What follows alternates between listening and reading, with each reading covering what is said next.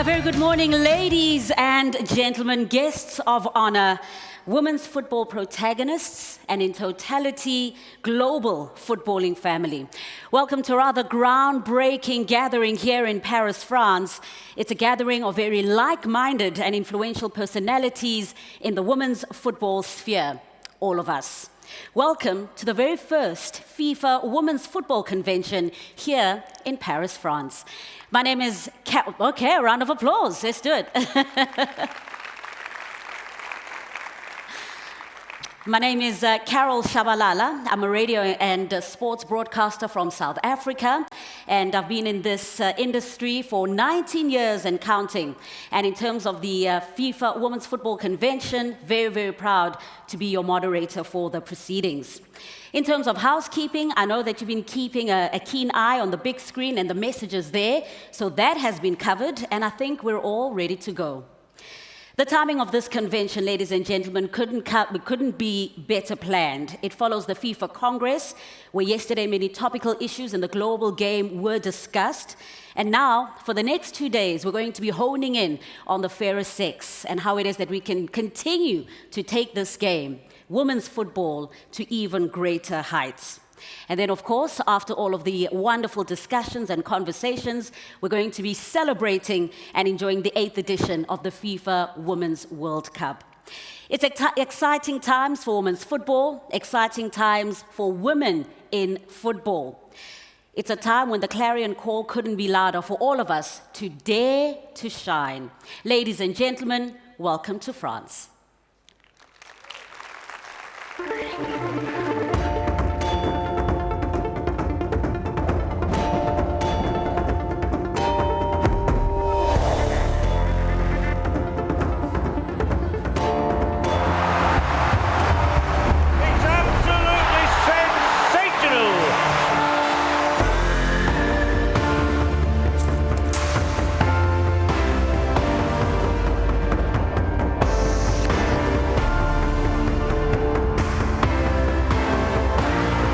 Terrific goal!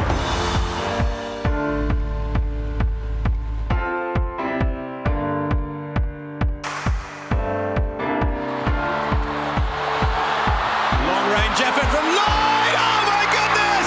One of the most incredible goals you're ever likely to see.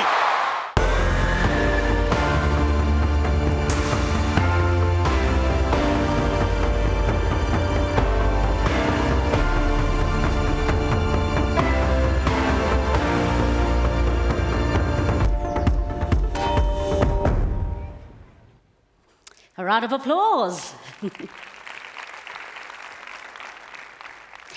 And now, please welcome an individual who knows all about this call, this dare to shine, a leading light and an advocate of women in the game. She's the FIFA Secretary General, Madame Fatma Samoura.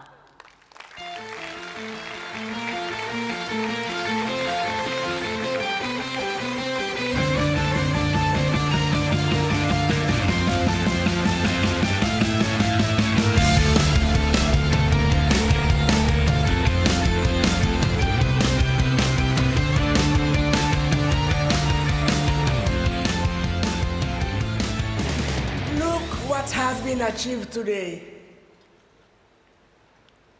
Qui aurait pensé il y a quelques années que des femmes du monde entier se réuniraient dans cette ville historique pour célébrer, et tenez-vous bien, le football.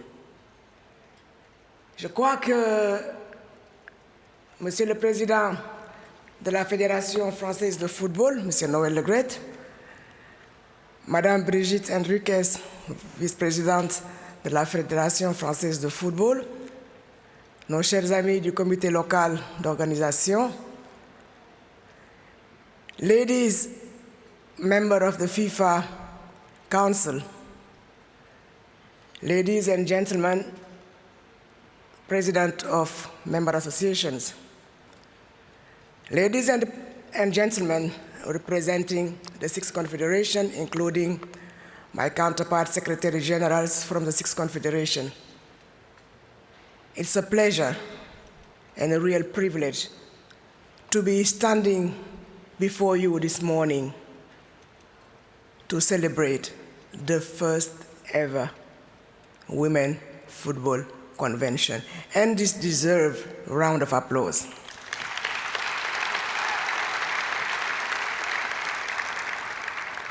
Monsieur le Président, je voudrais, à l'entame de mon propos, vous adresser un hommage appuyé pour votre engagement à la cause de la femme, à votre conviction personnelle qu'à travers le football, committed personally via football in order to empower women, because you believe that women can live the dream and their passion thanks to that sport. President, your presence here also demonstrates your commitment to working in collaboration with the FIFA for greater diversity in an industry that has been simply reserved for men for so long. And thanks to my testimonial right now, I would like to thank you and celebrate you for your nomination on the FIFA Council, which was a very recent nomination. Thank you very much.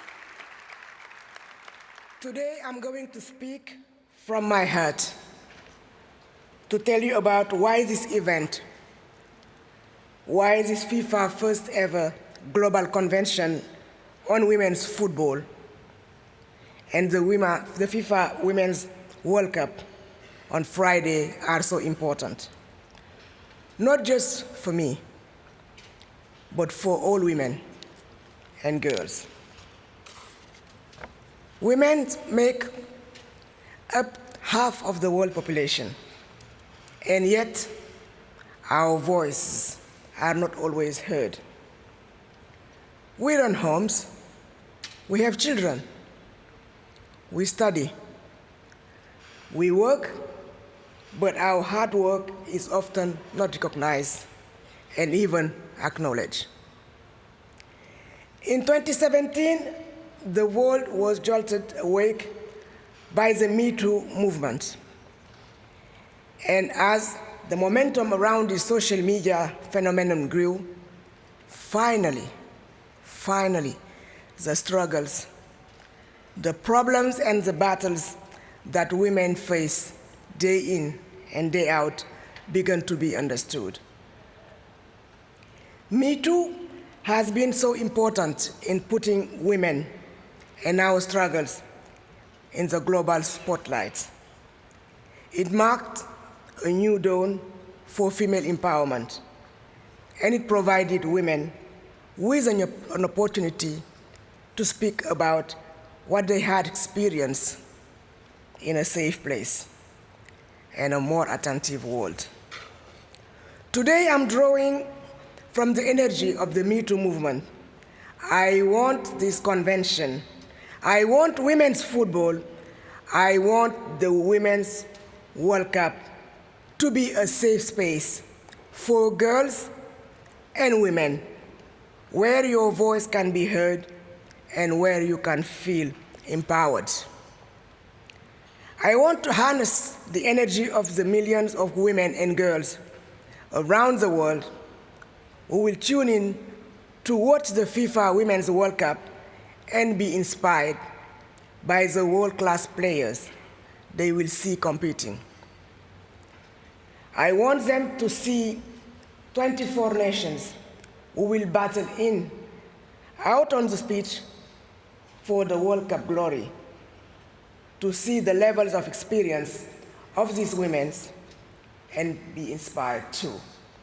I want them to say, me too, I want to be involved in football. Today, I'm following in the footsteps of a trailblazing lady, Alice Milat, a determined French woman who formed France's first ever international women's football team over 100 years ago. Standing before you is the first ever woman to hold the role of a Secretary General in the 112 years history of FIFA. And I am pretty determined. And I am a pretty determined woman too. I'm proud to say that I'm not the only determined woman in football.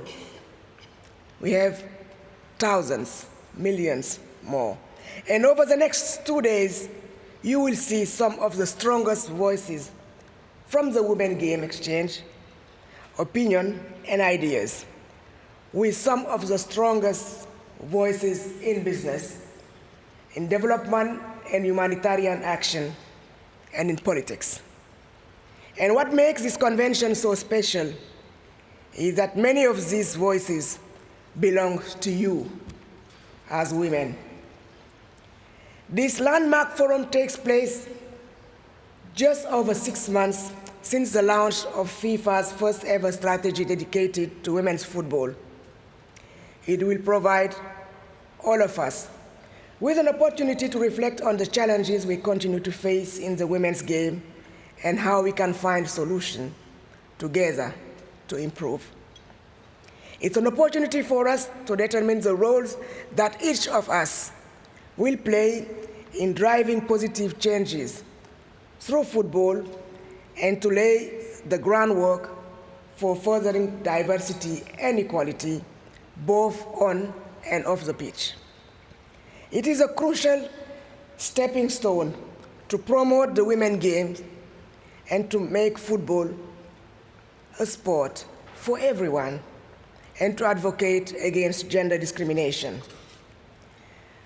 By opening up the event to political leaders, social influencers, and distinguished global figures, we have the opportunity to inspire more inclusivity and diversity.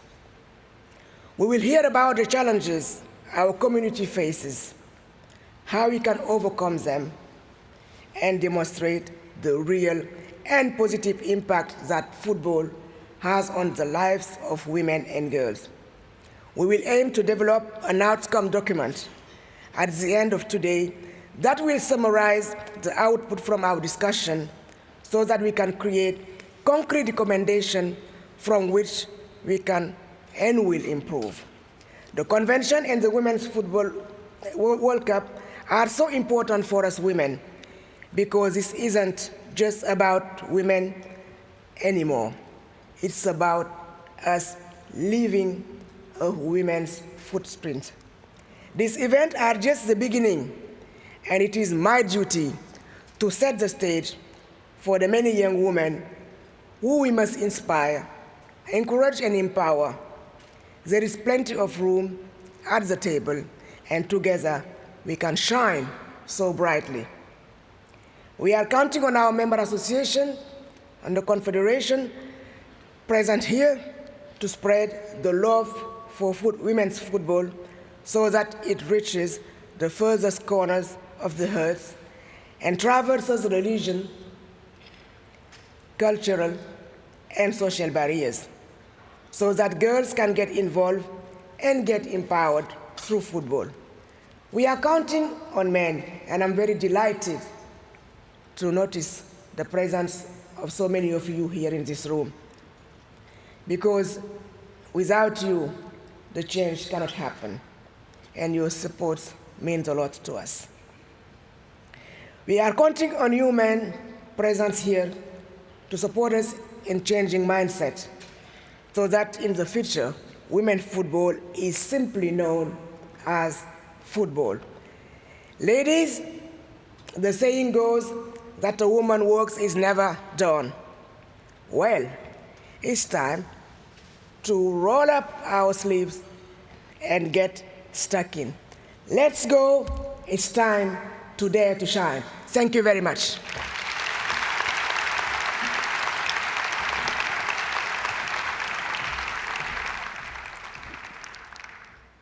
Merci, Madame Samoura, for those wonderful words. As she said, to work now, ladies and gentlemen. We're certainly going to be heeding the call. A great start to this football convention. And we certainly couldn't agree more. The power of football and of the beautiful game really does transcend the pitches, and it permeates into the very fiber of society. So a very special time for France. So proud to be hosting the FIFA Women's World Cup, and of course the inaugural FIFA Women's Football Convention.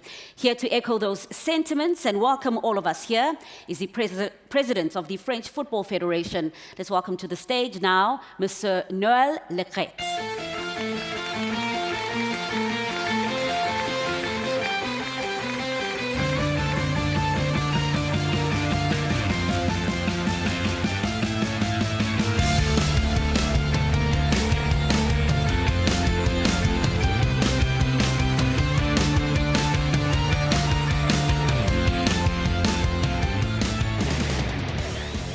Madame la secrétaire générale, Secretary Mesdames, Messieurs, ladies and d'ailleurs, je suis gentlemen, très heureux que vous donniez la parole à un homme. I am delighted that a man has been given the floor to address this very large room.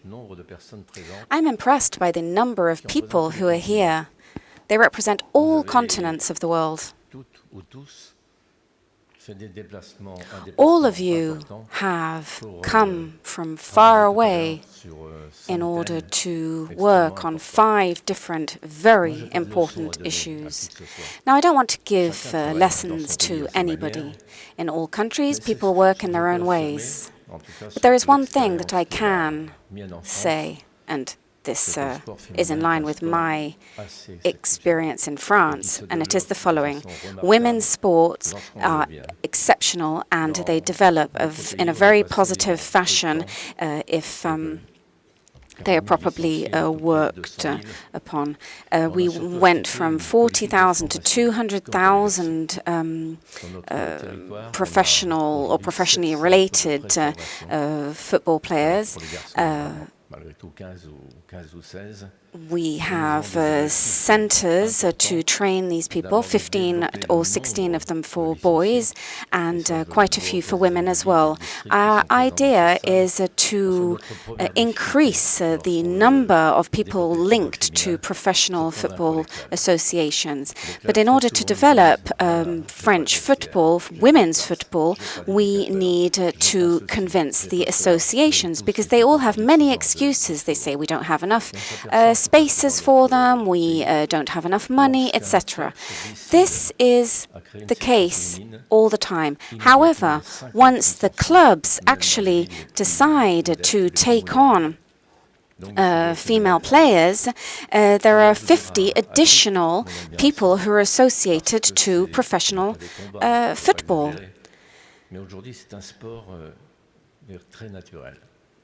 Nowadays, we can say that at a high level, women's football is wonderful to watch. We are going to begin the World Cup in 2 days, and we are going to see something wonderful. Progress has been fantastic, just like it has happened with boys. You can't compare different times. In 20 years, the technique, the psychological preparation of the players, and so on, has changed. I have been lucky to follow these developments in France. Since I have been the president of the FFF, I have not missed a single match, even for young people. And so I have really witnessed the physical, tactical developments of the game, including for women. I think that it is a good show. Please imagine the efforts that are made in order to reach that very high level. In order to have good national teams, it is important also to have areas in which women and young girls can actually integrate the game very easily. There are insufficient possibilities for girls, and my vice president can prove this to you. We have increased the number of people associated to professional football, female one, that is, but we still need female referees. I think that we need to place the right professionals in the right positions. I think that we need a little bit more love, a little bit more commitment to the sport, to this women's sport. But I don't see any difference between women's football and men's football. The rules of the games don't really change. However, the physical side, the psychological side of the game does change.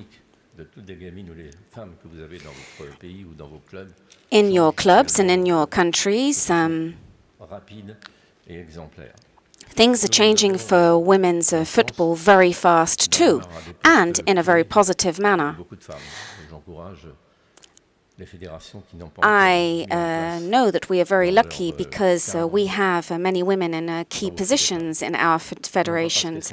But I would encourage you in your federations to employ more women. Why is this so important? Because they have other capacities. They have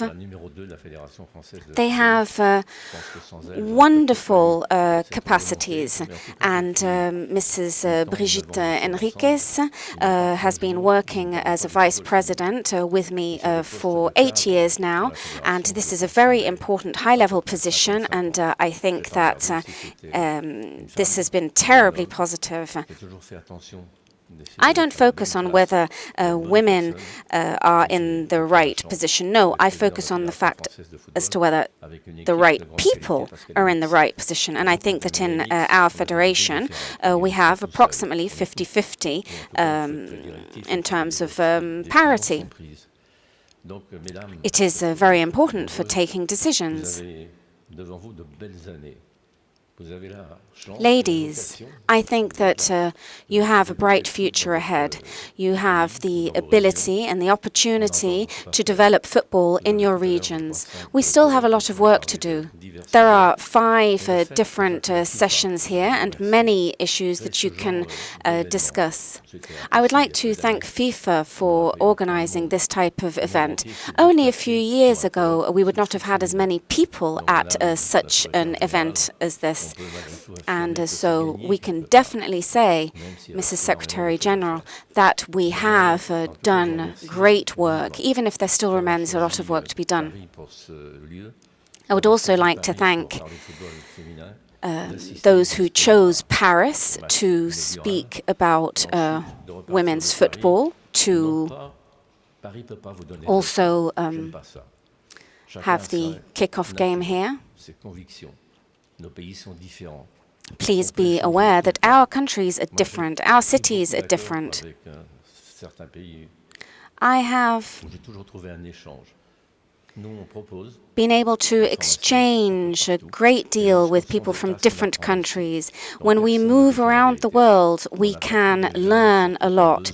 Everywhere across the globe, there are young people who require educators, not just a ball. And in your countries, in everybody's countries, we have to play a role to develop the game. We need to be able to give the girls, young girls, the opportunity to play a game and to participate in a game to which they did not have much access only a few years ago. We cannot compare our situation today to that 10 or 20 years ago. Medicine was not the same, qualifications were not the same, and so on. We have developed a great deal. The fact is, there are very few financial means everywhere, and we need to help young girls. The federations need to provide support. And in your countries, I think that you need to identify people who are really committed to the game. If you want to find volunteers, then you have to really find the right people. I think that here at this event, you will have the opportunity to discuss with others in order to develop women's football. Thank you.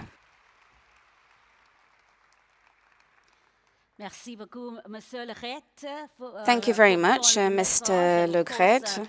Just once again talking about the French Football Federation's commitment to women's football and taking it to even greater heights themselves.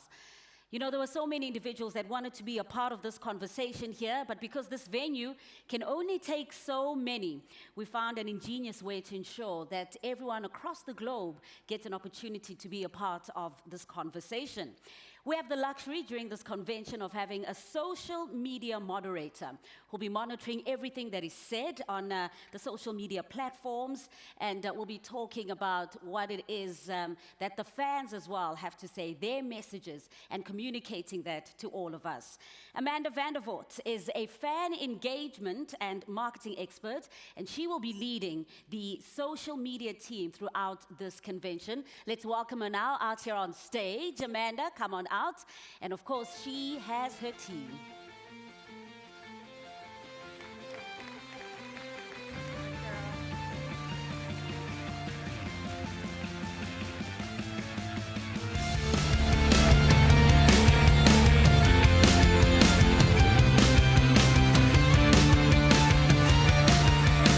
So exciting, Amanda. I love it. Okay, so this is a really special way of ensuring that the global community is a part of the conversations here. Tell us how it's going to work and introduce us to the team. Absolutely. We're so excited today to have the most engaging, most social women's football convention ever. And so excited to have all of you in the room and watching online as part of today's festivities. So we're going to be taking questions, photos, videos, anything we've got, and showing them up on the screen here during the convention today. Now, it's a big job, and I can't do it alone, so I've brought the team with me.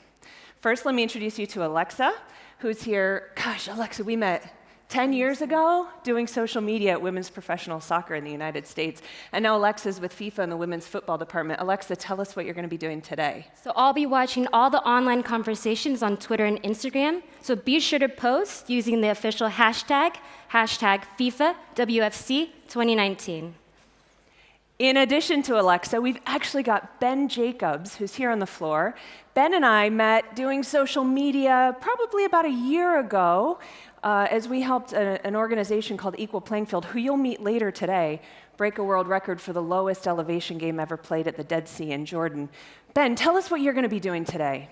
Well, Amanda, good morning. I'm basically going to be annoying you on the floor. I'm roving, getting social media, so apologies in advance if I stick a microphone or a phone in your face. And I want to kick things off with a social media challenge, which, like I say, I will be enforcing. I would like all of you here to upload a photo that showcases the spirit of women's football and the FIFA Women's World Cup. In practical terms, that means take a photo with a legend, a role model, or a friend, and tell us why they inspire or empower you. You get bonus points as well if you can sneak in a selfie with the Women's World Cup trophy. So please do post to Twitter and Instagram and make sure that you use that hashtag FIFA WFC 2019. Amanda, back to you.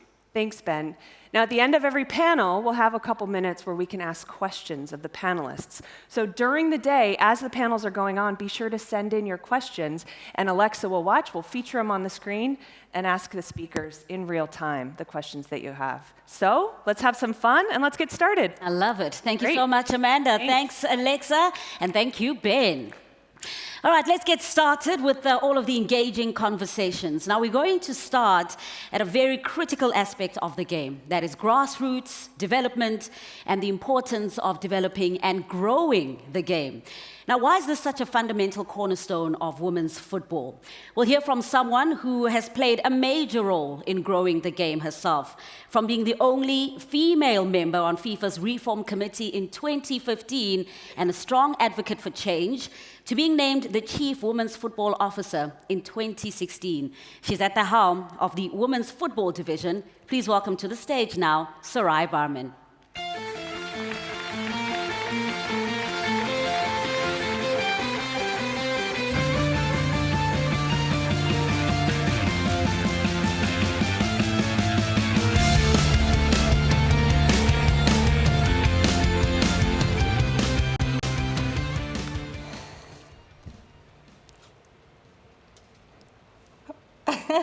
Wow. I actually feel a little bit emotional looking out at this room and seeing everyone here, all for the purpose of women's football. It's so touching. And I just want to thank everyone up front for being here, for showing up, for being part of this. It means so much to me, to my team, to FIFA. Having you guys here, giving the importance to the women's game that it so much deserves. It means so much. So thank you so much for coming.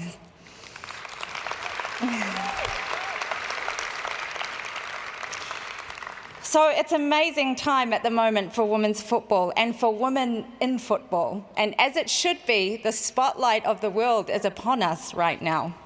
We have made incredible progress in the last few years with more investment, competitions, dedicated projects and development programs, more of our players becoming household names, and more women in decision-making bodies all over the world of football.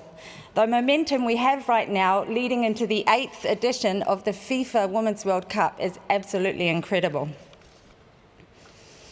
But what we will all see in the next month on the playing fields of the World Cup here in France and on the screens of the 1 billion broadcast viewers that are watching from around the world, what is happening here at this level with the top 24 national teams in the world. This is a far cry from the reality for the vast majority of our 211 FIFA member associations. The growth and the momentum of the women's game is constantly moving, it's increasing, it's evolving, but as many of you in this room today know, we still have a long, long way to go. In October last year, we released for the first time ever a global strategy for women's football. And the first pillar of that strategy, which is extremely important for the landscape of women's football today, is to develop and grow. If I can summarize this pillar in the most simplest way, what it means is that every young girl, every coach, every administrator, every referee, every player who is entering into football has a clear pathway to participate in, play, and enjoy the game of football.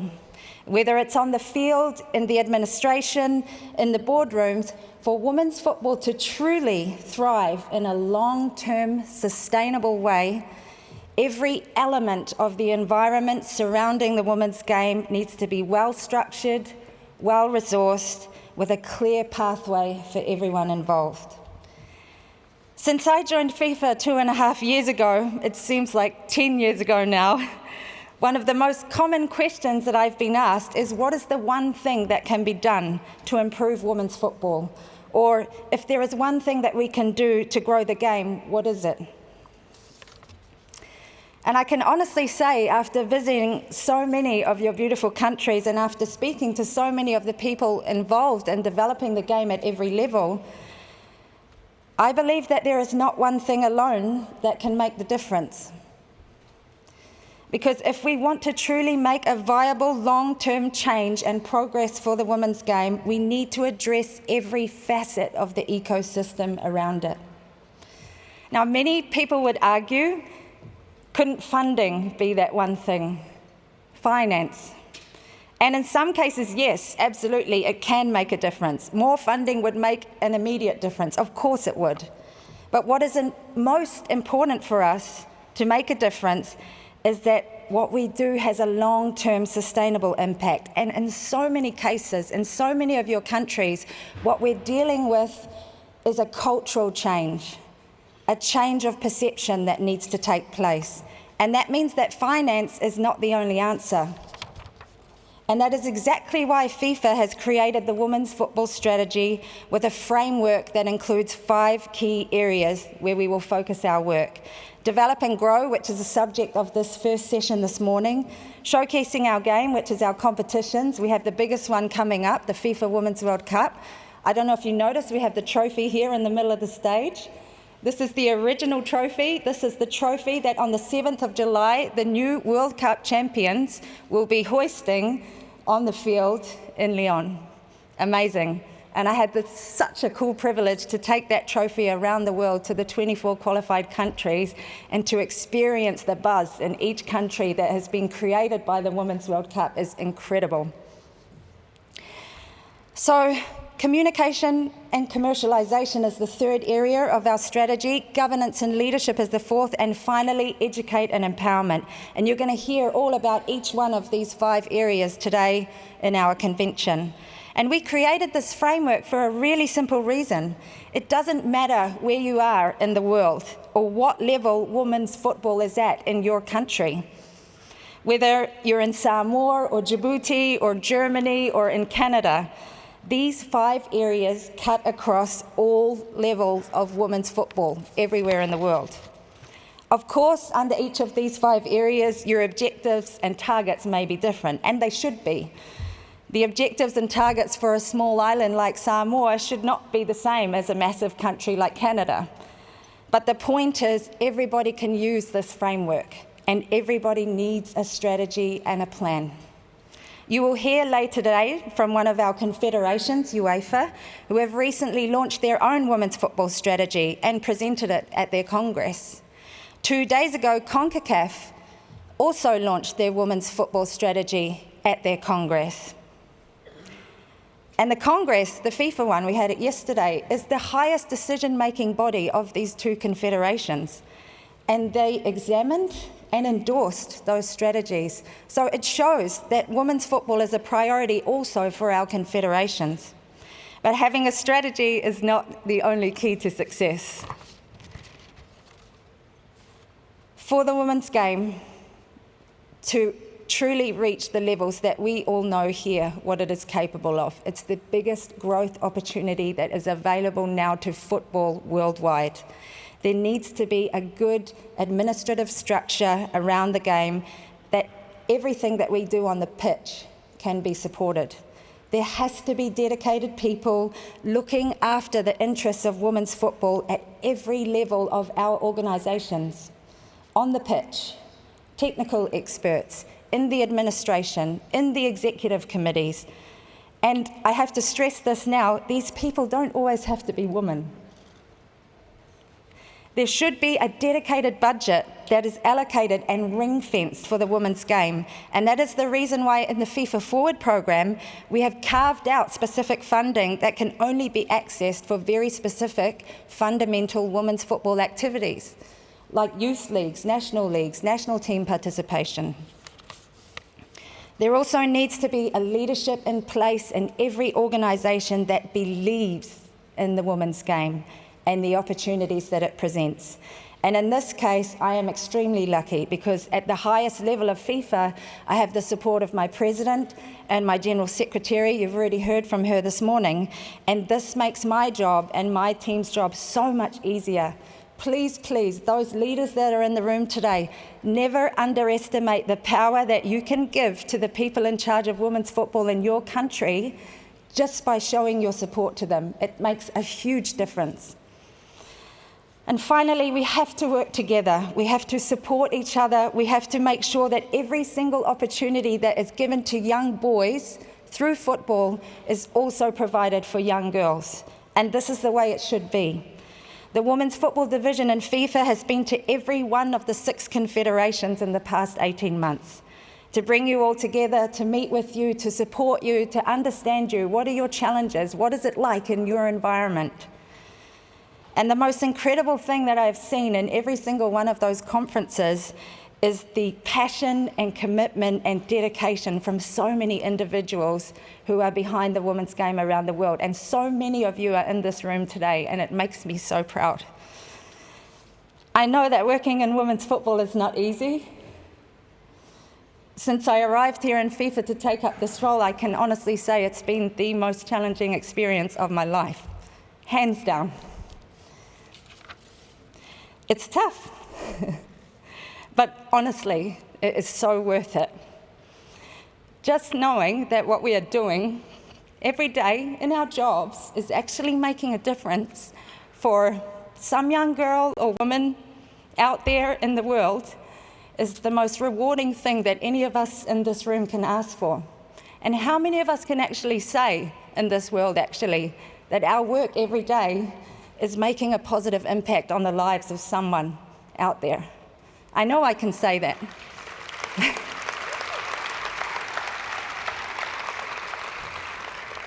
But I also know that every single one of you in this room can also say that.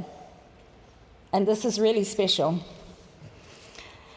I can't wait to hear from our panelists and speakers today, and also from you through our social media, Amanda and Alexa over there, so don't forget the hashtag. And with that, let us hear now directly from some member associations and individuals who are making a difference at home in their countries to develop and grow the women's game. Our first panel session is going to be moderated by one of the shining stars of women's football, who has recently transitioned from an illustrious career on the pitch to a career off the pitch in front of you on the TV screens around the world. Please join me in welcoming to the stage for our first panel session of the day, FIFA legend Alex Scott.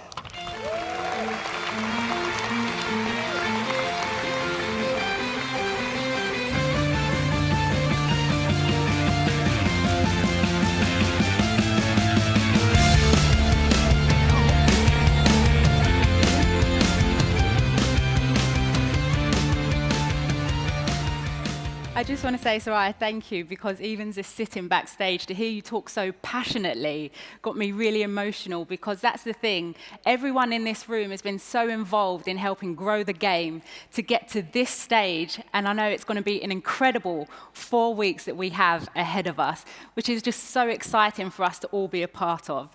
We have some fantastic and inspiring people on this panel, but not only on the panel, but in this room. There is an abundance of knowledge over the next 2 days, so I do urge us all to network, start conversations, and I've got one in my pocket. Hand out those business cards, because that is what this is all about over the next 2 days, having conversations to help grow this game. So now I'm going to, because the panel today is all about developing and growing the game. Let's start this panel. Let me introduce our first panel. So here we go. First up, we have Doreen Nabwire, the FA Women's Development Officer from Kenya. Please give her a warm welcome to the stage. Doreen made her debut for the national team in 2001, even going on to captain the team at club level. She played for the first professional women's team in Kenya. Welcome, Doreen. Next up, we have Lucía Martínez. Please give her a warm round of applause. Lucía works at the Mexican FA and is Director of Development. Lucía specializes in integrating and developing mass participation sports initiation programs within both the public and private sector. Next up, someone who was very much involved in my development as a youth team player all the way to senior level. Please welcome Rachel Pavlou. Rachel has over 27 years of sports development experience, and in the last 21 years has specialized in the development of women's football at the FA. Also a designated expert in women's football development at UEFA and here at FIFA. Next up, please welcome someone who lights up any room with his wonderful smile. It's FIFA legend Michael Essien.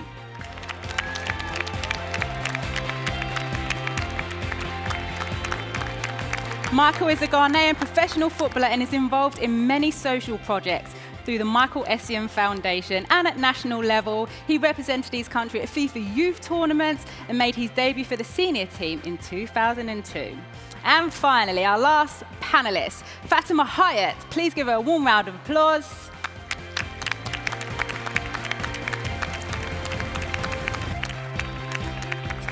Fatma is a board member and Women's Football Committee Chair at the Kuwait Football Association. In May 2018, Fatma was elected as the KFA's first female board member and appointed the chair of its Women's Football Committee. Welcome, welcome to the stage. First up, you feeling all right?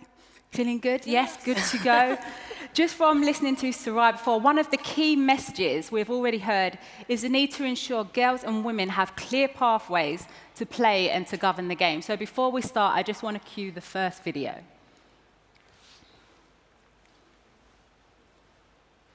Well, I hope it was coming on. There we go.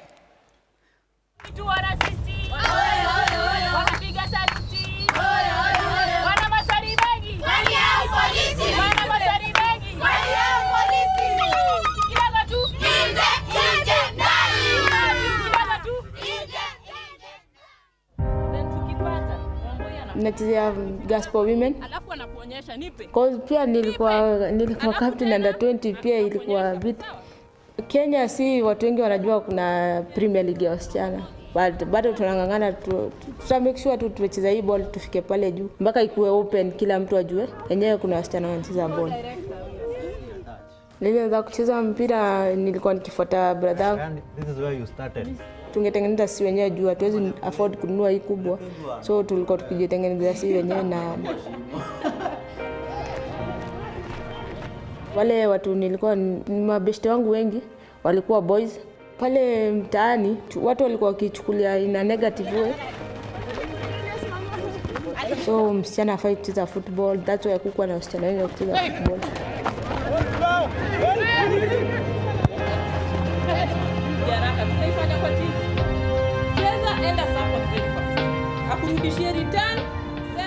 Bidii niko nayo ni because nataka kucheza professional football. Kuna that young player that huyo mtu mdogo hapo na football ya madem haisaidii, so at least nikipiga wakrete yangu niende place nitamonyesha everything is possible. It's possible kwenda mahali unataka.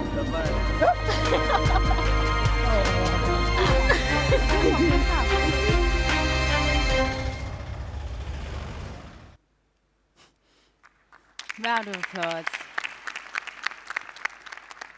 Doreen, I want to start with you because just watching that, I want to ask you about your pathway from being the footballer into your role now at the KFF. Well, I also began playing football at a very young age, at the age of 8. And just like you've seen in the small video, I also started playing in the streets with boys. We had no organized teams for girls or women. And so it was easy to come up with your own ball, make a ball out of a plastic bag, and then just play around with the boys in the streets. And then later on, I joined this youth organization known as MISA. It is the largest youth organization in Kenya using sports for development. And through MISA, I learned so much. I grew up. I didn't just want to play football. I wanted to do more than football because there are other projects that they engaged the players and youths in, and I wanted to do beyond just playing football. So I was involved in the HIV and AIDS project. I later on started involving myself in coaching and other activities within the organization. And this later inspired me to want to do more than just playing football.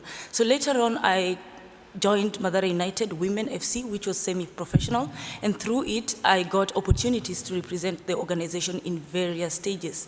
Later, I moved to Germany, where I played semi-professional again at Bareman.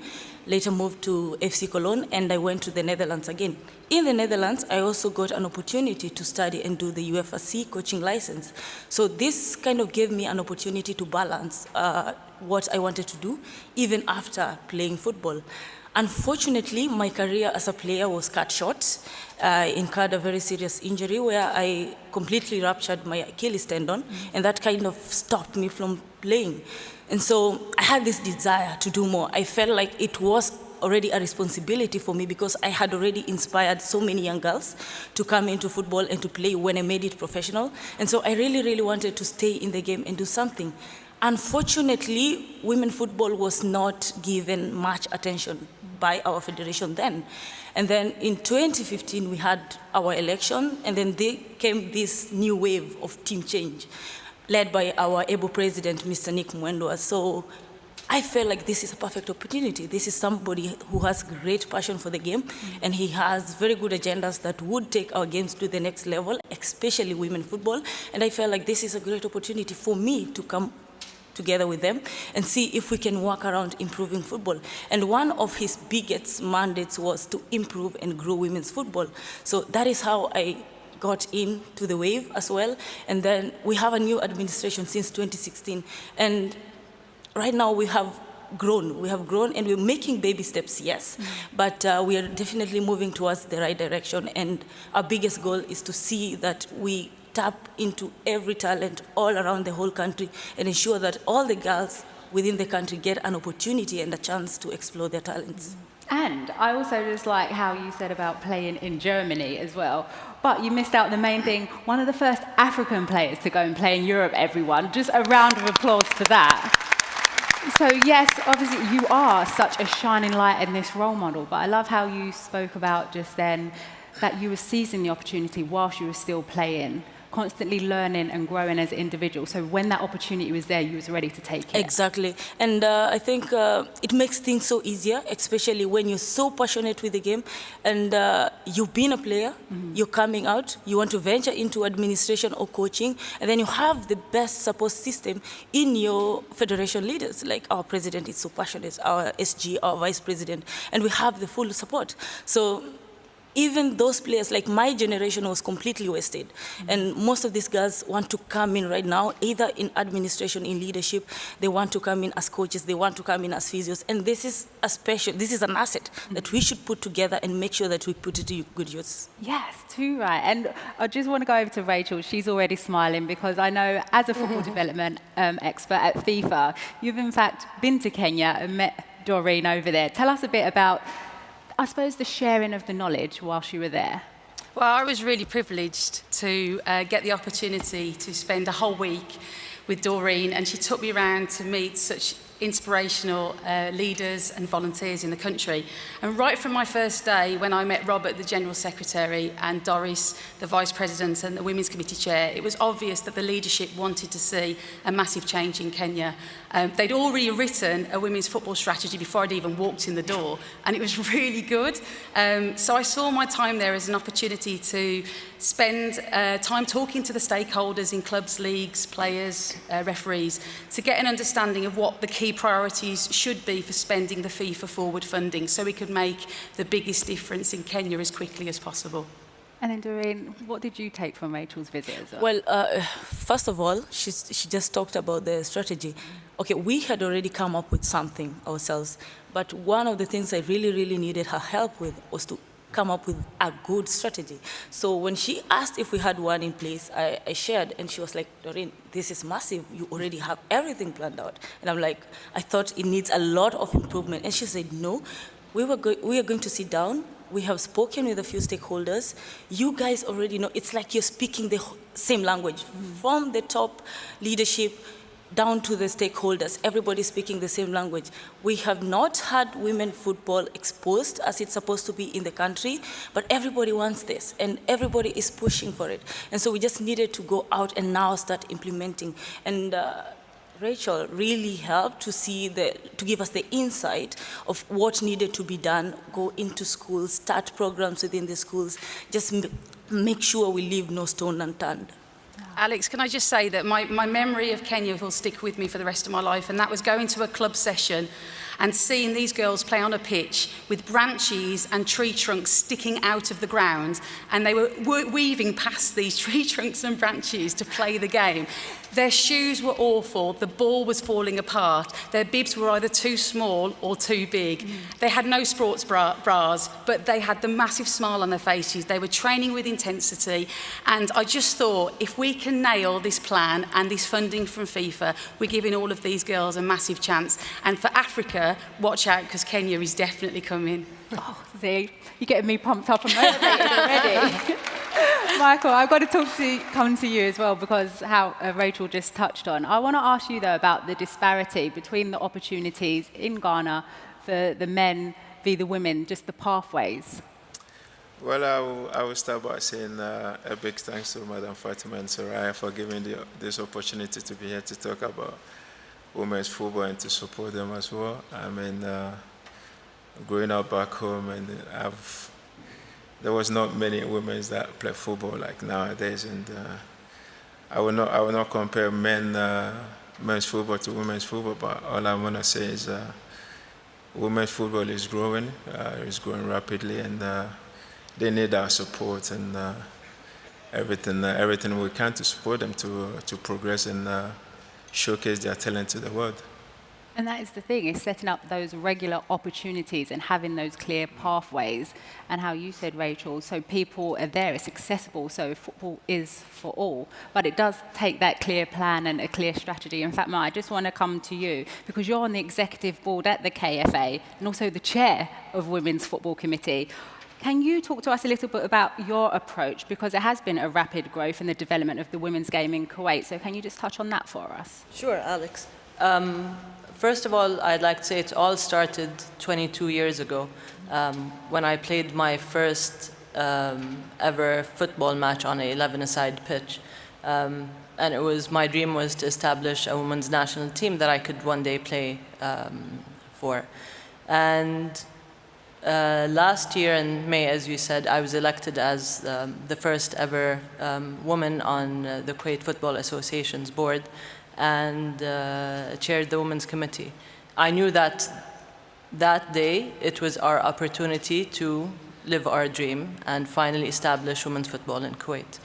The next step was to carefully select competent and passionate women who had the same vision and dream.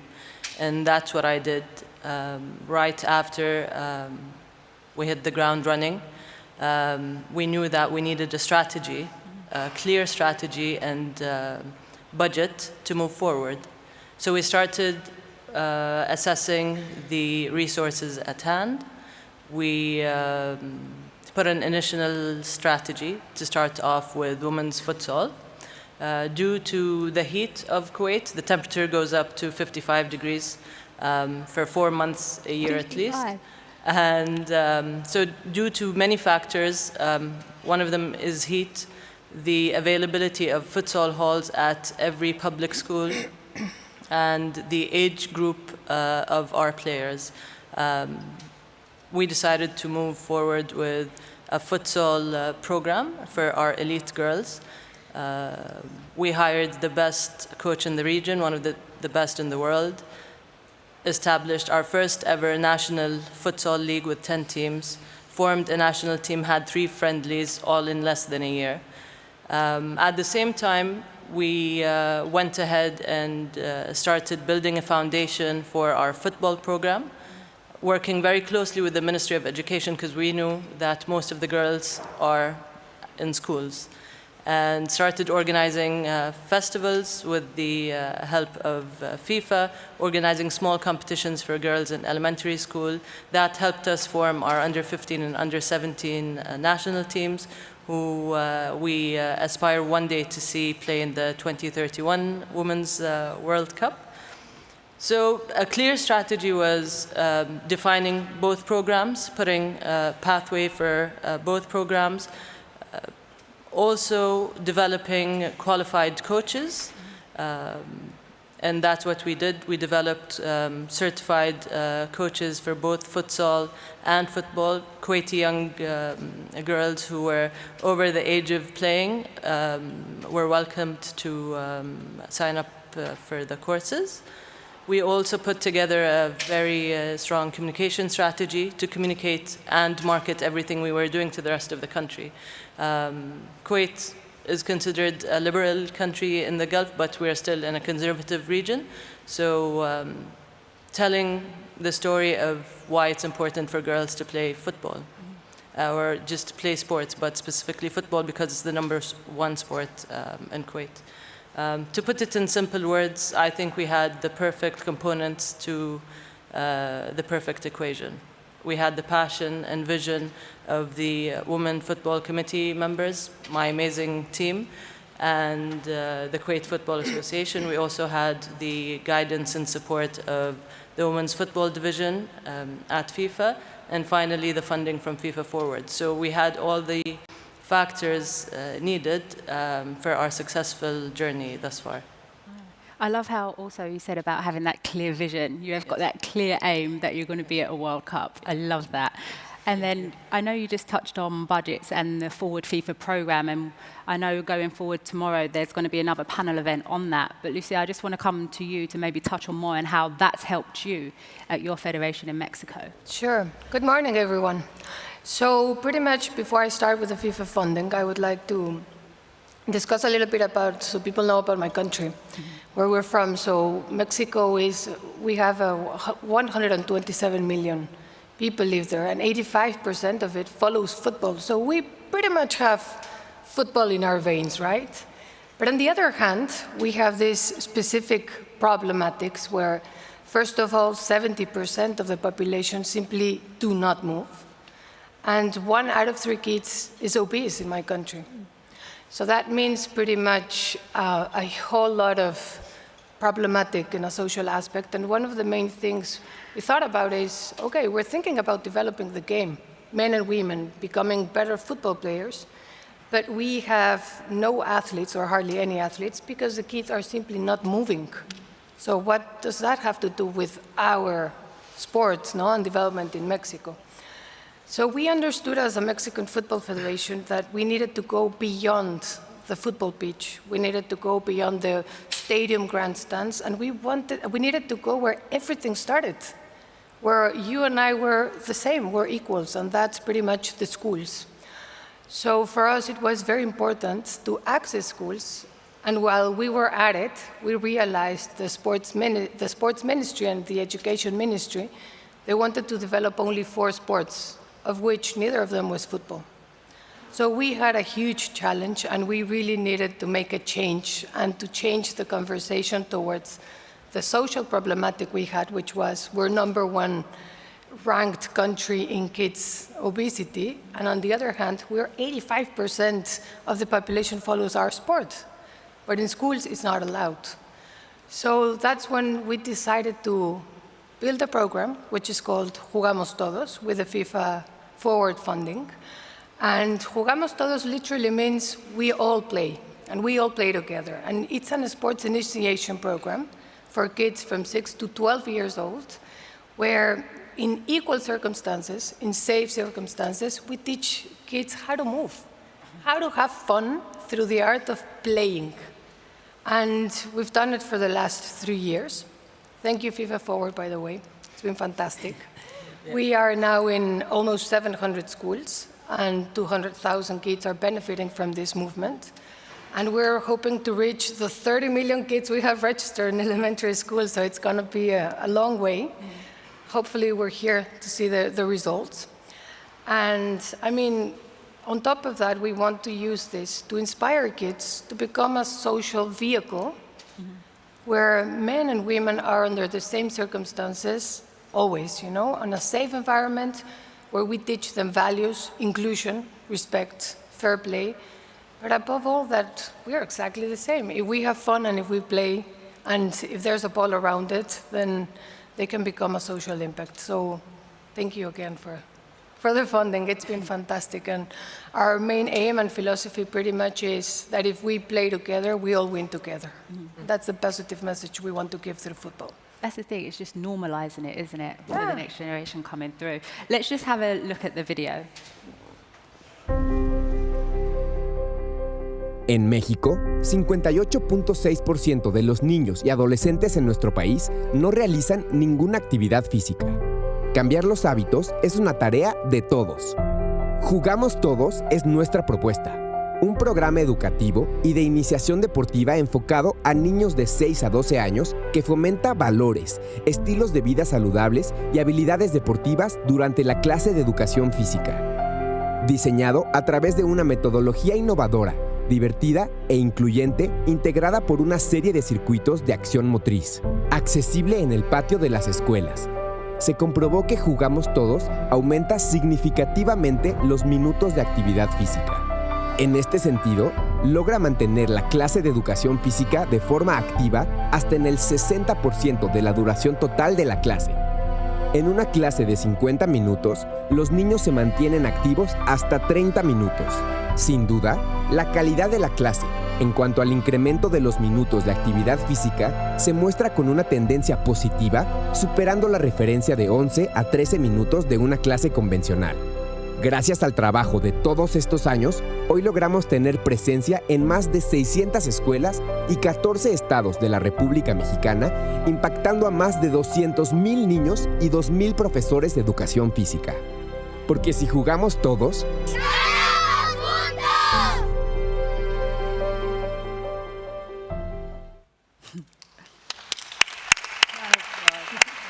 Making me sound, Jugamos Todos. How was that? I was working on that yesterday. You did fantastic. Si jugamos todos, ganamos juntos. Oh, well, that will need some practice on my Spanish. Rachel, I've got to come to you as well, because you do have such vast experience of working in development and growth in England and around the world. But before we get into a deeper conversation, let's just have a look at another video.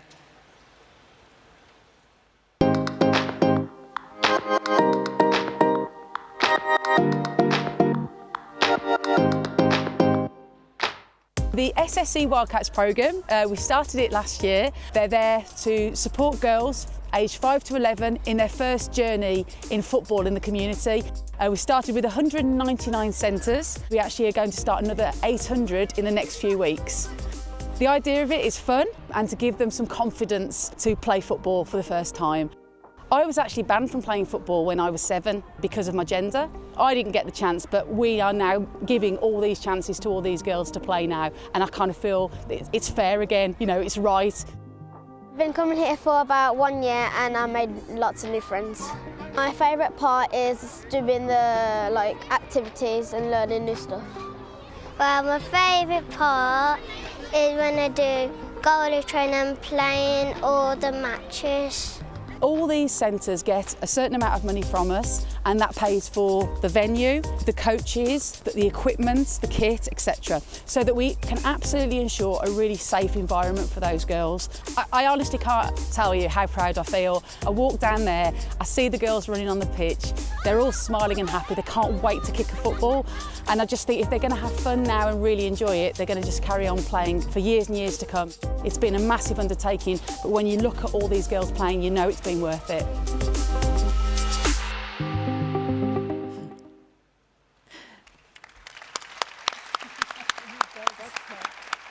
I'm smiling at the girl in the video that said, I just want to play all the matches. If she was playing it, there's 52 matches in the World Cup, she'd be tired. But hopefully she can watch them all back home. But you can just see that's the latest initiative in England and just your involvement in that. But what would you say, because in England we do have one of the most highest registered amount of players, but what has been the turning point, would you say?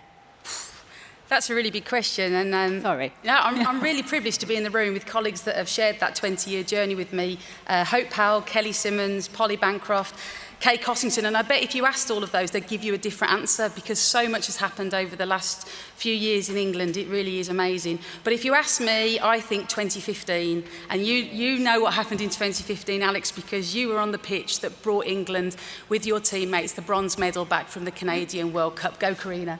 I was going to do a woo before she does. And I remember vividly that it was what was happening off the pitch that changed everything. We just had a brand new chief executive in Martin Glenn. He came to the World Cup as his first trip. And he was bowled over by what he was seeing in front of him. He was getting the general secretaries of other countries telling him about the potential of women's football, and he was physically seeing it himself. And when he came back and he saw the fans' reaction, the broadcast partners, the commercial partners, he absolutely knew that he had to make a big statement. And what he said was that women's football would be a key priority for the whole of the English Football Association, and it would no longer be just a small group of people that would develop it. So we now have an army of both experts in women's football, but the whole English FA supporting us to take the game to the next level, and that for me was the game changer. I was thinking about the earlier speech from Fatma as well, about everyone just rolling up their sleeves and mucking in and moving this game forward. But the importance also, you just mentioned Hope Powell in the audience, of female coaches being role models also. Absolutely. I mean, not only do we need to change the gender imbalance in coaching, but we need to ensure that those female coaches are represented of the many communities that we now have playing football. And so we need female coaches from different ethnic minorities. We need female coaches that have different social backgrounds. And we need female coaches that get the cultural changes that some of those girls have to deal with at home.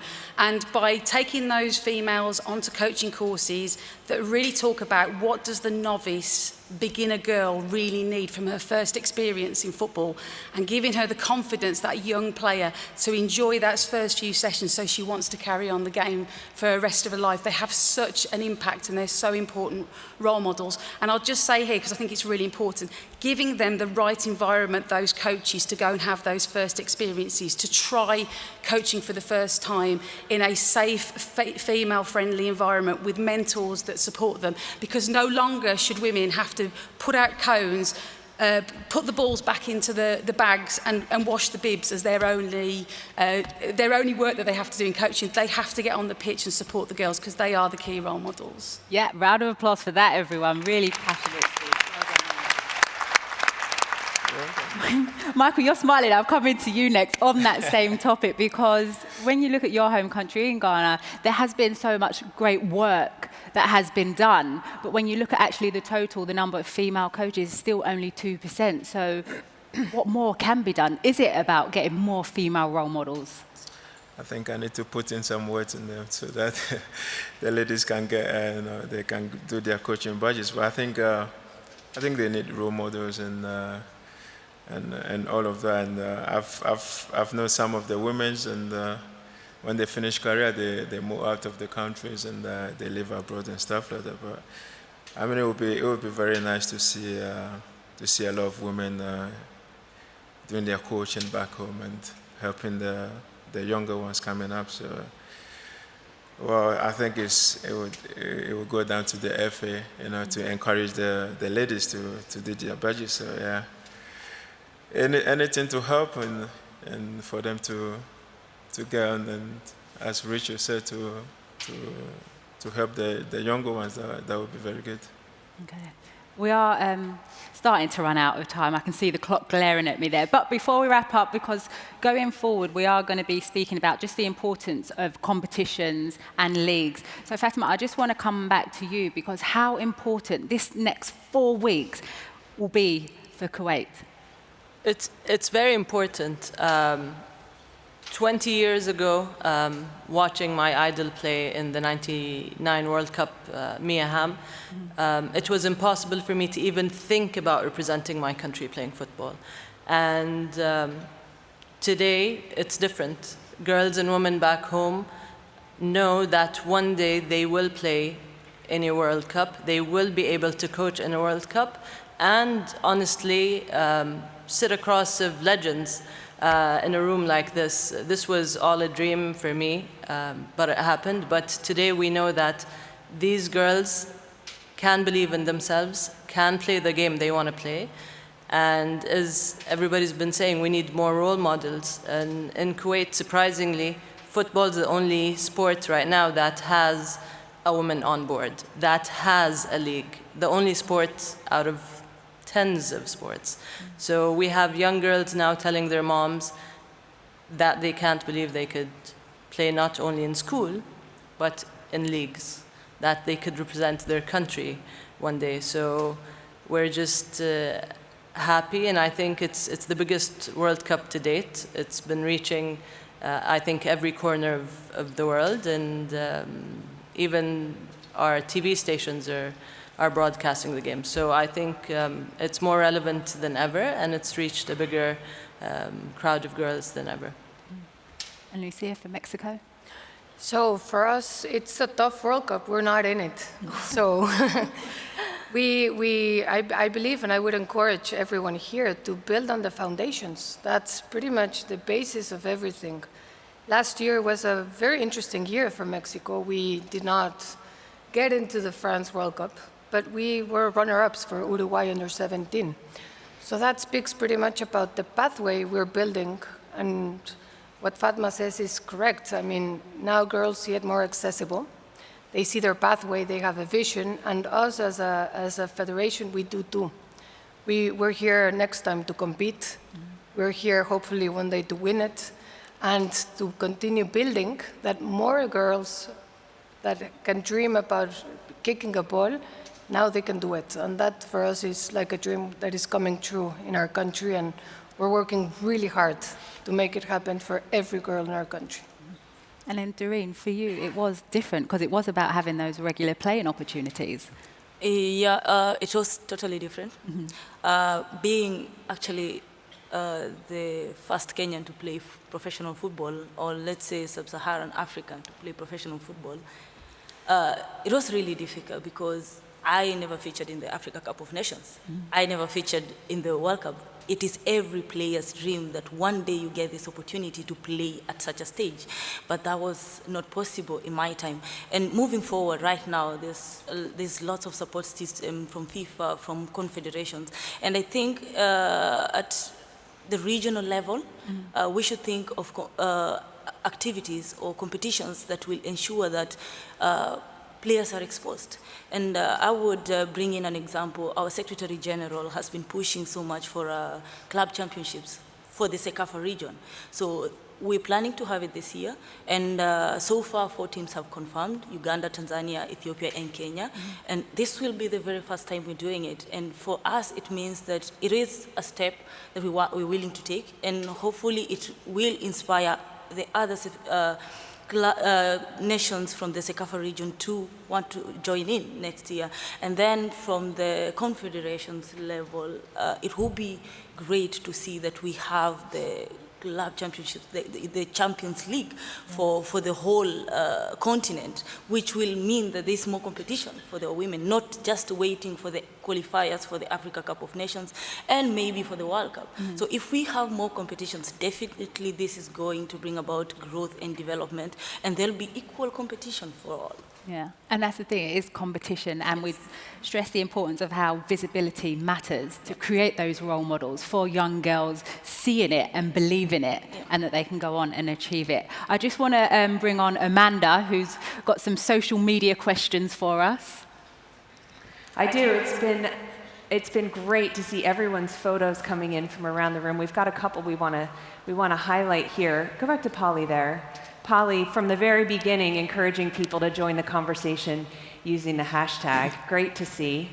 Fatuma Abdul Kadir, rising together as women who are determined and will not give up no matter what the hurdles. Stay on that one there. Advocate against gender discrimination from the villages to the global stage.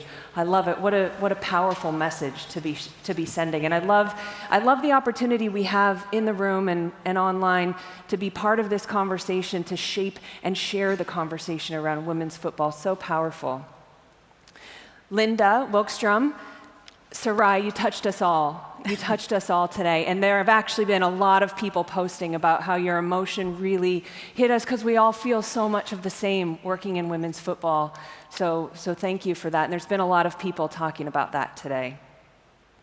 Moya and Maggie Murphy, it's happening. Looking forward to hearing how FIFA Women's Football Strategy will come to life here at the FIFA Women's Football Convention 2019 with the hashtag. And you gotta love this. Out in front of the entrance, Freya Golos posting a picture. I can see your excitement in the photo. It's amazing. But something struck me during the conversation just a minute ago, Lucía. You said we need to go beyond the stadium and the grandstands to where the girls are. And you said in the schools. And I think when you describe the how, what you did with the FIFA Forward program and putting together Jugamos Todos, to me, there's something really tangible about that. And as we're sitting here today, the how is critical. And every member association is going to look different in what that how is. So there's actually the FA. Rachel, this question is actually for you. Jane Purdon is a woman in England. She just posted this, who runs an organization called Women in Football. And they've launched a campaign online called What If? And it encourages people to take a pledge. What if we did something big or did something small to move the women's game forward? And the FA recently pledged that every schoolgirl would get the opportunity to play football. Now, we've seen how it's been done in Mexico, but let's talk a little bit about how it might look in England. Rachel, can you share with us some of your insights on how you're going to make this happen? Well, firstly, I've been stitched up because I thought we'd finished. And I get another question. And Jane Purden, just to give you context, is a brilliant sports and football administrator back in England. But more importantly, she used to come to England Lionesses matches abroad when we were really rubbish. And she came to double the fan base that was there with her and her husband and never asked for a free ticket. So she's a good person. So in answer to the question in terms of the schools, yeah, it's a fantastic time for us. We are working with an organisation called the Youth Sports Trust in England to look at the way that football can support the educational needs of young girls. Because in England, for those of you who don't know, netball and hockey are the big two sports in schools. And we don't want to replace those sports because they're great in their own right. We want to complement them by finding time in the curriculum or extracurriculum to deliver some football activity. But that football activity, it has to be aligned with the educational needs of those girls. So it's about character building, it's about confidence, self-resilience, everything that we need for those young girls to be prepared for the future.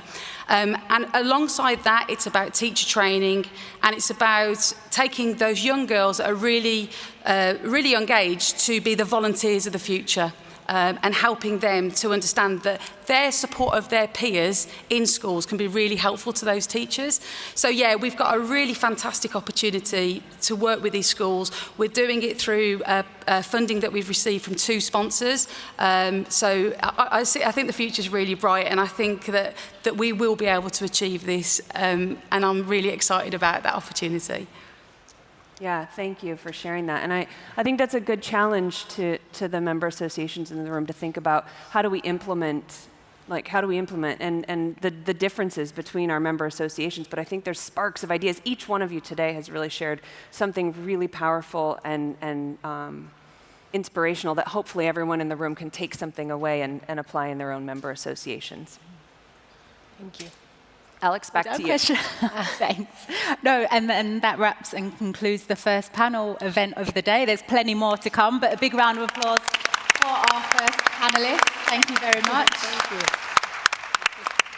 And just before we do all leave the stage, I just want to say I hope that it's been a great kickstart to your day, and just really how magical these next 4 weeks are going to be, and hopefully monumental in pushing and encouraging change just on and off the field as well. But have a great day, everyone, and we'll see you over the coming weeks as well.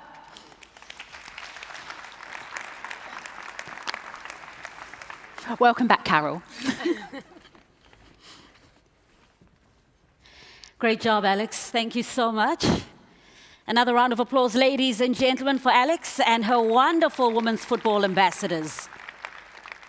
I love that. They took us on a trip around the world, really showcasing the different initiatives and how it is that the different associations, the countries, and confederations are growing the game in their areas. So we'll be moving now from development and the importance of growing the game to our next juncture, where we'll be discussing via an interview how it is that we showcase the game. So in other words, football competitions. We'll be starting with a particular focus on youth competitions and the impact that they have on the game. Fabima Frankie, well, she has worked for more than 18 years in both the public and private sectors, and she continues to implement programs that are aimed at promoting diversity, inclusion, and sustainability. She's the head of women's football and sustainability CONMEBOL. Now, Fabima will be conducting the interview with her guests here on stage, Veronica Vero Bokete, as well as Monica Vergara. Whilst they're making their way up on the stage, let's cast our minds back and reminisce about the very successful FIFA Under-17 World Cup, which was held, the Women's Under-17 World Cup, which was, of course, held in Uruguay last year. And I know that Vero will enjoy this interview. Bienvenidos a Uruguay.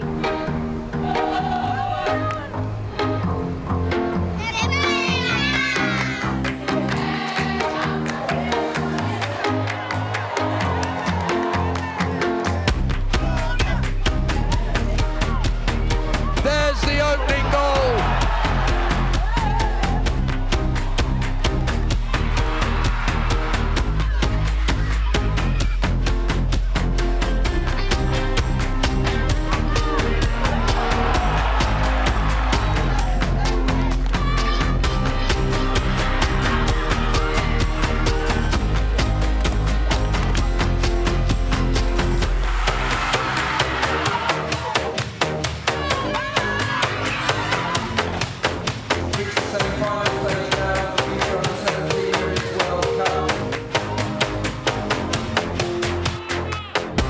wonderful strike, but what a goal that is.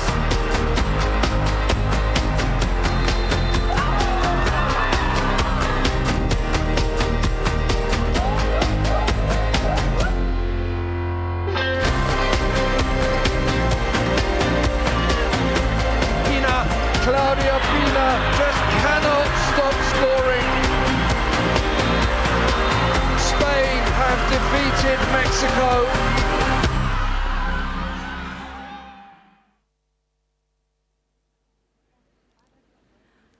Muy buenos días. Muy buenos días para todos. Antes de comenzar este panel con nuestras extraordinarias invitadas del día de hoy, voy a dar la palabra a nuestro equipo de redes sociales. I would like to hand over to the social media team. Should not lose my underwear. They want to share something with us. Okay. Okay. Yeah, it's good for me. So we good? Nuestro equipo de redes sociales. Our social media team. Yeah, yes. Good. The social media team, aquí. Vamos. Van a compartir algunas estadísticas. They're going to share a few statistics with us before we start, which will help us introduce this panel on the showcase panel. Thank you. We do. Actually, I'm going to let Alexa share some statistics with you that we've got on elite youth football competition. So, Alexa, take it. So in this statistic, we are introducing the Youth World Cup entries. We can see the difference between men and women on the percentage of entries to the last Youth World Cups. We know competitions drive development, and there's huge opportunity for improvement as many member associations still don't participate through their confederation's qualifications. It will be interesting to listen to Vero and Monica to hear exactly how important these youth competitions are for elite players' development. Ok, muchísimas gracias. Estas estadísticas junto con la referencia que nos hacía Alex and the reference that we heard from Alex in the previous panel show the extent to which competitions are absolutely crucial for the development of women's football. In CONMEBOL, we really feel this is how stars grow. That's how we need to ensure that people are able to become stars through these competitions. So let's go straight to our experts for this session. We're going to start with Verónica, with Vero. So share with us a little bit what your experience was like in participating in youth competitions, for example, in the Under-19s Women's World Cup in 2004, when you won the Euros that same year. How easy was it to get there? What was the effect on the development, your career development? And what did you learn from the experience? Well, I think that without a doubt, taking part in those tournaments was a key moment in my career. Because I didn't really have any female role models. I didn't have access to information around the opportunities that I might have in the future. I didn't really know or really feel that being a professional footballer was an option at the time. So being part of these Euros and being part of a Women's World Cup is a real inspiration. It motivates you. And then there's the sporting side of it, of course. That opportunity to play in these key matches, it gives you real experience so that when you get to something like this, to a Women's World Cup 2019 France, you have experience, and it means that the level of play is much higher. Absolutely, without a doubt, this is an experience that changes your life. It gives you a new perspective, and it opens you up to all sorts of new opportunities. Monica, let's move on to you now. So how does this resonate with you and your players? What's the impact of these youth competitions on your players? And also the impact on coaching staff too. First of all, good morning to you all. It's a real honour to be here with you. And what I take from what Vero said and what I share absolutely, given the experiences that our players are having, well, it's that real boost that you get. FIFA has these new strategy. The confederations have been working on this front, and the idea there's been to give girls a real vision for the future, a clear pathway for them. In 2004, I was talking to Vero about this. There was an Under-19 Women's World Cup, and then there was a Senior World Cup. And now, thanks to all these different strategies for development, we now have all sorts of different programs for Under-15, Under-17, Under-20, and then obviously the senior national teams also. And we're going to have an amazing party here in France. in the next month. So that's the first parallel that I pick up on, because it's crucial to recognize all the ideas and strategies, all the work that's done behind of everything that's happening. The most important aspect for me now is what comes out of these tournaments. These tournaments help players, help coaches, help female referees to have a real, very clear vision of how they can develop. All girls know now that if they want to play in a national team, there is an under 15, under 17, under 20 process that you go through in order to get there. And that means that straight away there's a connection with the player's passion, imagination, inspiration, determination, perseverance, and also patience. They know that patience is involved because they know that things that are worthwhile take time. And so they can go through each element of that process. And so I think that pathway is crucial. And I think that's a key element of what we get out of these tournaments, because we're being able to develop young girls from an earlier age, and we're creating that idea of development. I absolutely love everything that you've just said.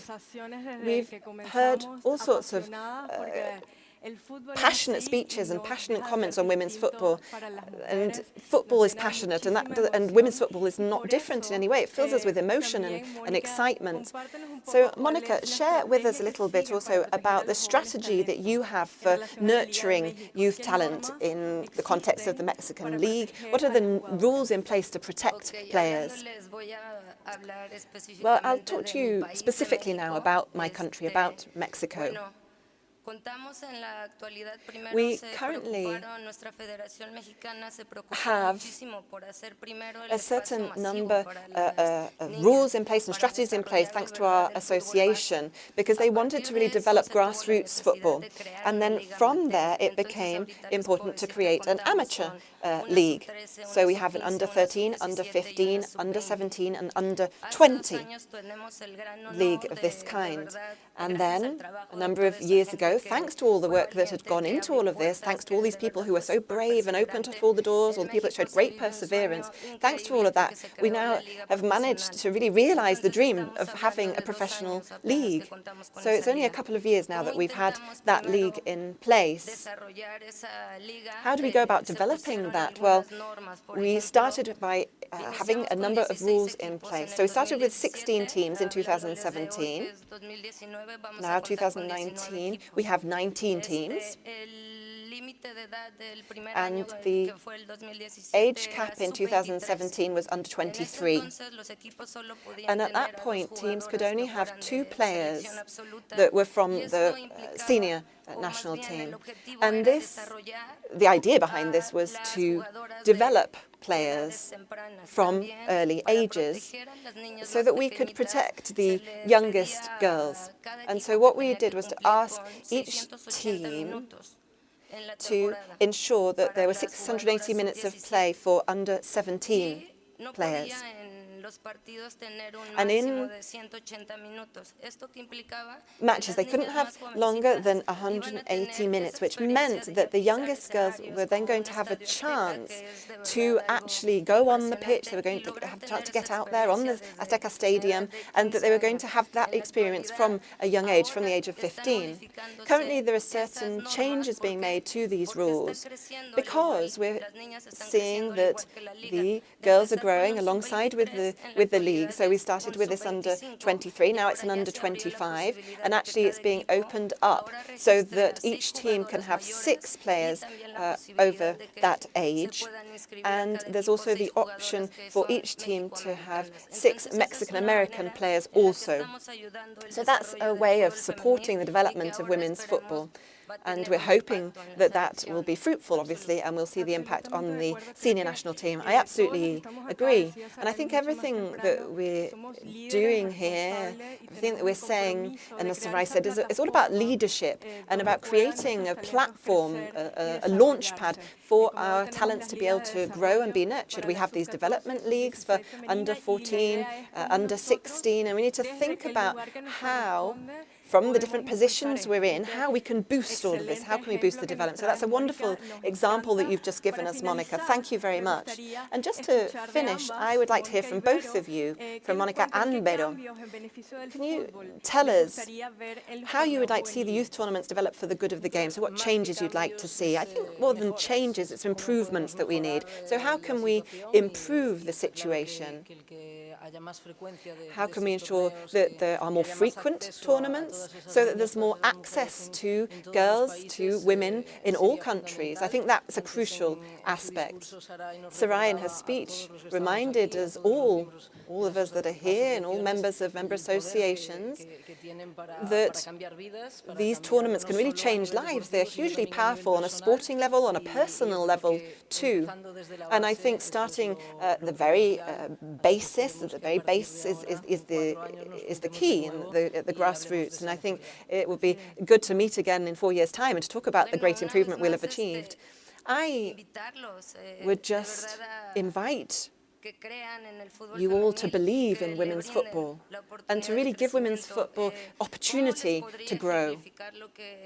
How could I pick up on what Vero has said, or how could I give you a useful example? Well, creating these spaces, thanks to the efforts of FIFA, the confederations, the member associations, well, for me, this has all been reflected in the World Cup that I've just participated in, and I was delighted to be runner-up in that. And this is the result of a huge amount of work, and I'd really invite you, like I say, to believe in growth, to believe in development. And you can see my experience. I have a wonderful mentor for the World Cup, and that inspires me to be part of all of this. And I can see that there's real possibility in the future, and I can see I can contribute to the young generations, and I can pass on some of the prizes that I've had and the pleasure that I've got out of football. So believe in women's football, believe in the people you have in your confederations, at the head of your confederations, and give them the spaces and the possibilities to develop, because football can still grow a lot. Thank you so much for that. It's been a true privilege, a real honor to have been here for this session, representing CONMEBOL and representing girls from across South America. Thank you very much to both panelists. Please, a round of applause for them both. They've been excellent. And we'd like to leave you with a video on the World Cup. Thank you.